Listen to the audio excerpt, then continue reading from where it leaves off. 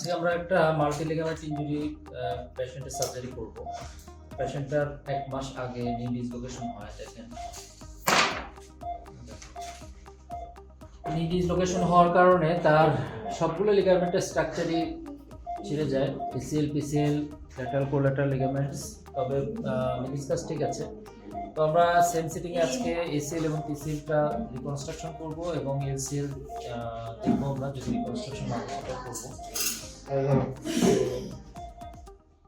Multi ligament injury এটা খুব serious টাইপের একটা নি ইনজুরি।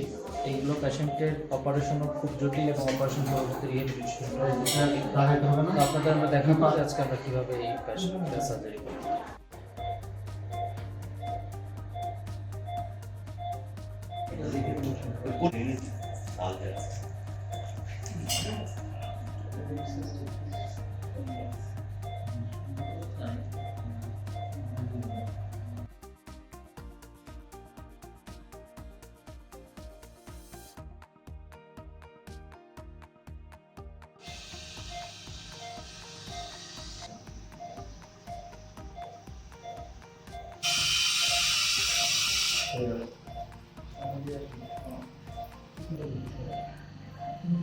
देखो देखो ये ढुकते हैं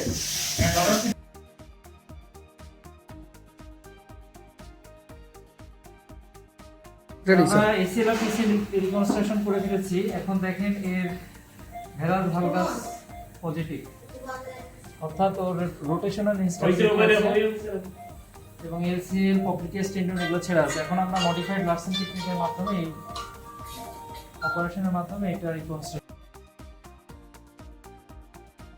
করে দেখেন আমাদের পায়ের রোটেশনাল স্টেবিলিটি চলে আসছে। ডায়াল টেস্ট নেগেটিভ এখন, হ্যাঁ ডায়াল টেস্ট রোটেশনাল হচ্ছে না, ক্লোজ করে দাও।